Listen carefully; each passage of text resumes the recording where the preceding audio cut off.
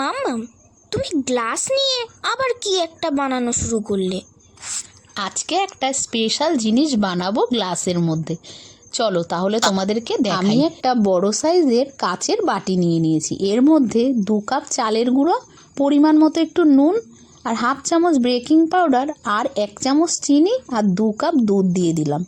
এইবার চামচের সাহায্যে দেখো ব্যাটারটা আমি রেডি করে নিয়েছি। এই পর্যায়ে এসেছে ব্যাটারটা। আর এইদিকে আমি গ্যাসে একটা প্যান বসিয়ে দিলাম। একটা নারকেল কুড়িয়ে নিয়েছি আর কিছুটা গুড় নিয়ে নিলাম। প্যানের মধ্যে নারকেল আর গুড়টা দিয়ে ভালোভাবে জাল করে রেডি করে নেব একটা পুর। দেখো গুড়টা প্রায় গলতে টাইম লেগেছিল, গলা হয়ে গেছে দেখো। এবার আমার পুরটা রেডি হয়ে গেছে, নামিয়ে নিলাম। ঠান্ডাও করে নিয়েছি। তারপর হাতে একটু সর্ষের তেল লাগিয়ে নিলাম। তারপরে নারকেলের পুরটাকে এইভাবে একটা শেপ দিয়ে নিলাম। এইদিকে একটা ব্রাশ নিয়ে গ্লাসের মধ্যে ব্রাশের সাহায্যে তেল লাগিয়ে নিলাম।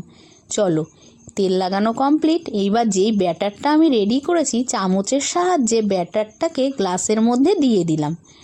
3টে গ্লাসের মধ্যেই দেখো পুরোটা ভর্তি করিনি, গ্লাসটা কিছুটা ফাঁকা রেখেছি। এইবার নারকেলের পুরটাকে যেই শেপ দিয়েছি লম্বা লম্বা, সেইগুলোকে আমি গ্লাসের মধ্যে মাঝখানে দিয়ে দিলাম। দেখো দেওয়া কমপ্লিট। এইদিকে গ্যাসের উনানে একটা গামলার মধ্যে হাফ গামলা মতো জল দিয়ে জলটাকে গরম করে নিয়ে এক এক করে গ্লাসগুলো দিয়ে প্রায় 40 মিনিটের মতো ঢাকা দিয়ে রাখলাম। 40 মিনিট পরে দেখো একটা স্টিলের কাঠির সাহায্যে আমি দেখে নিলাম ভিতরে ভাপাটা আমার রেডি হয়েছে কিনা। কত সুন্দর রেডি হয়েছে দেখেছো। তারপরে আমি নামিয়ে নিলাম ঠান্ডা করে। এবার ছুরির সাহায্যে আমি বের করে নেব আমার গ্লাসের মধ্যে গরমা গরম ভাপা পিঠা রেডি। দারুণ লাগে খেতে। একদম কম সময়ের মধ্যে তোমরা গ্লাসের মধ্যে এইভাবে ভাপা পিঠা রেডি করে নিতে পারো। গরম গরম টেস্টি টেস্টি ভাপা পিঠা আমার রেডি। আমি প্লেটের মধ্যে বের করে নিয়েছি গ্লাস থেকে। চলো এবার একটা ছুরির সাহায্যে আমি পিস পিস করে কেটে নেব। কত সুন্দর হয়েছে দেখতে, দারুণ হয়েছিল খেতে।